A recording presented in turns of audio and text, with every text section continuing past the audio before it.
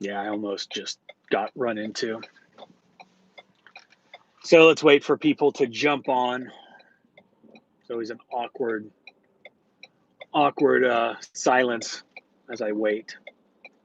What is going on?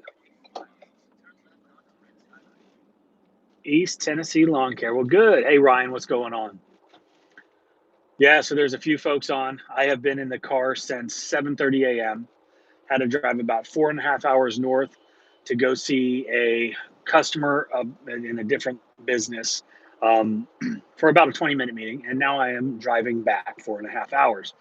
So some time to kill. So I figured I would hop on here, but I wanted to talk about happy customers. Yeah, right. Uh, Happy customers, keeping customers happy, and why that is so important to our business.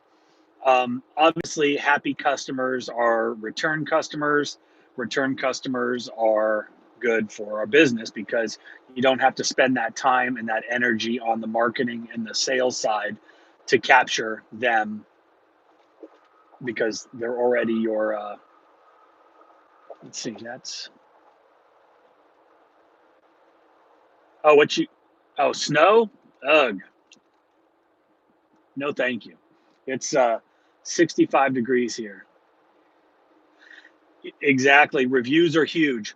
One of the things that we do for our pressure cleaning business is, yeah, right. Um, but it gets old, man. Like it's Christmas, and I don't want to be wearing shorts and a t-shirt. We have had some pretty cool weather, so that's been pretty nice. It makes it kind of feel like December. What's going on, Seattle? Anyway, when we're doing our pressure cleaning, all my guys they knock on the door prior to starting. They introduce themselves, confirm that I didn't give them the wrong address because that has happened on occasion, unfortunately, and just ask if there was any areas of concern that the homeowner had, because that shows that we are going out of our way to that we care, but also that we are we're interested in what they have to say.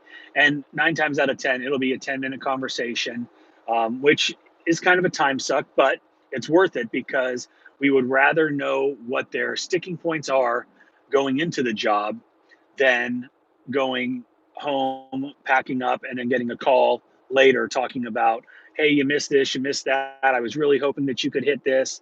um, so, with all of that being said, it's important to talk to the customer before, and if possible, do a walkthrough with the customers when they are when the job is complete.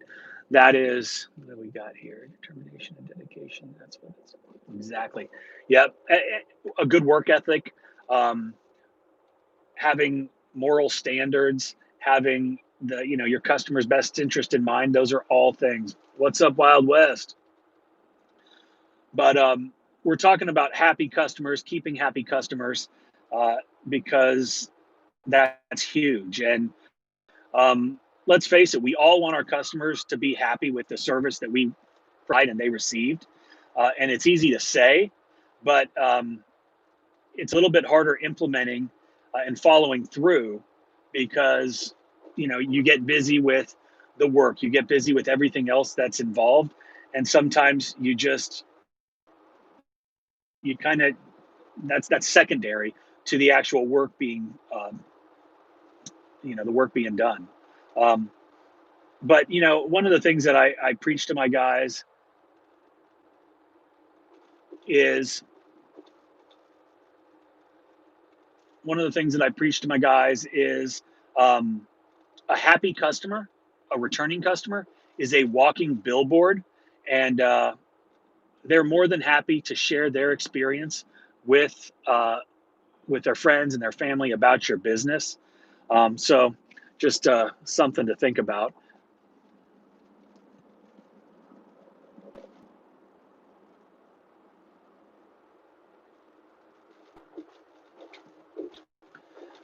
All right. I'm trying to figure out where I'm going. I'm on these back roads in Georgia. Anyway, yeah. So customers are your best friend, because a good, happy customer is your best friend, and they're probably one of the best forms of advertising. Word of mouth advertising is the best because it's cheap. You don't have to do anything other than your job. Do it well, and your folks are going to be happy with you. And it doesn't necessarily have to be a Google review. Obviously, if you can get them to pull the trigger and give you a review, that is huge. And I've talked about the Google reviews for a long time, and it is definitely high on our list of things to get from our customers aside from getting paid.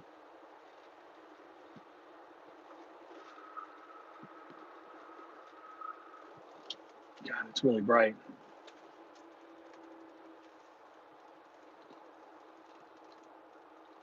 All right, guys. Well, look, I don't have a lot today. I apologize. Thought I'd get on. Um, one thing, CRMs. What CRMs are you guys that are on here right now? What are you guys using?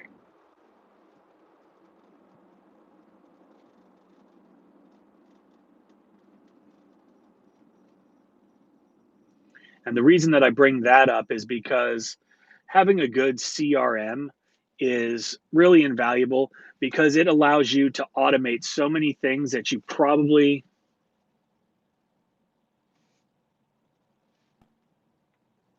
um it's I totally lost my train of thought because I was reading Wild West's message, which was just retracted. But CRMs allows you guys, or allows us as business owners, to automate a lot of the things that typically might fall to the side. Not because while you're out there and you're doing your thing, you're creating invoices and sending invoices and doing all the things that you need to do in order for your business to run. The follow up, and just those little detail things like follow up emails thanking people for the appointment. Um, in 6 months you can usually set something up with your whatever your system is, to say, hey, it's been 6 months, just wanted to touch base, see if there was anything you need. Do it again in 12 months. These are things that we do for all of our customers. We've got some systems that I see that um, we've got systems that are in place that, 2 days before the appointment, it sends an email, and the day before it says, hey, just wanted to make sure that you guys are prepared.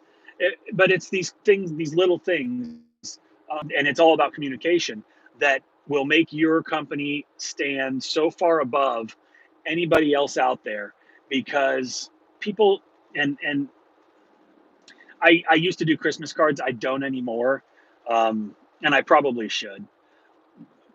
But when people are looking around and calling for a pressure cleaning company, they do not expect to be dealing with a professional, organized, well thought out company.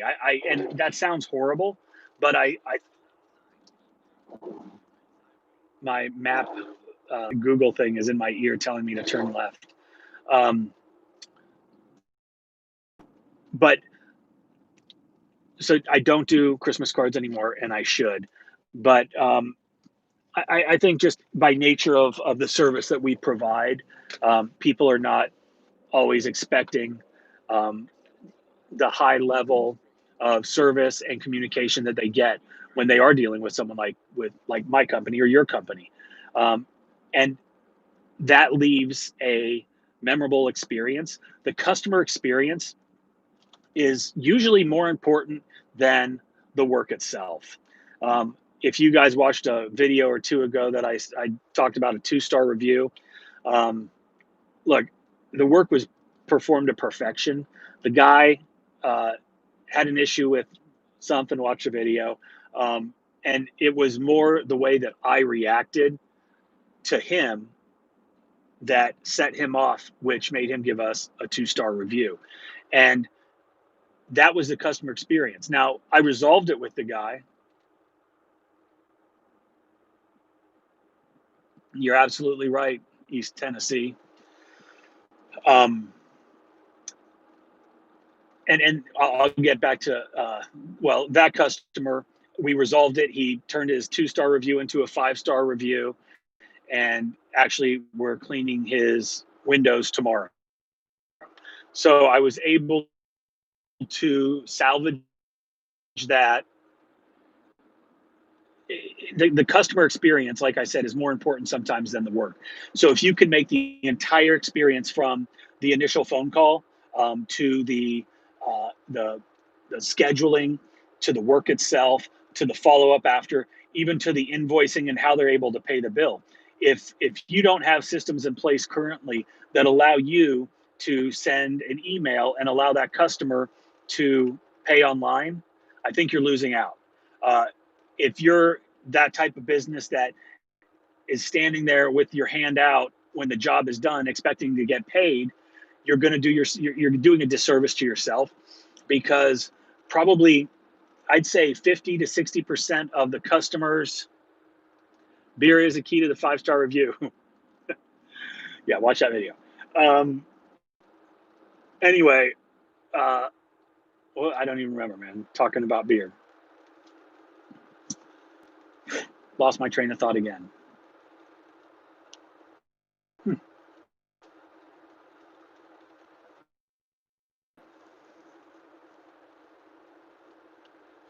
Uh, no, we didn't hit it with a hotter mix. We just sprayed down one more application, but his sticking point was not that. I did that just for giggles. It was that 4 feet of concrete on his neighbor's property that he wanted us to clean, didn't ask us to clean, but complained about it afterwards. It was the fact that I called him out on trying to get a discount or not paying his bill, which set him off. And that would set me off too. I mean, that was not the right thing to say.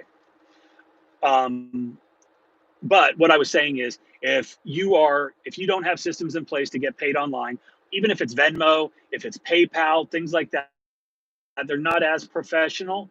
Um, but just now addressing pressure washing my list of services, and it's one of the best ones ever. I have a landscape business too. Pressure washing outperforms that on every single level, uh, from a monetary standpoint. How would you sell an iffy or undecided customer? That's a good question. If we're about 90% of our customers, I never even talk to. It's either online estimate, or they call our call center. I receive an email or a text with their information. I look up their property, I establish the price, and I usually either email them or text them the price, and they either schedule or not. And if they do want to schedule, I send them a little link, and it allows them to schedule for the time and day that works best for them. Uh, but so if you've got an iffy customer, someone asked that question, how do you sell or convert a customer that's on the edge? Um, I am not I don't believe in the hard sell. Um, yeah, if customers that um, want to talk price more than anything else are probably going to be a problem. Um, so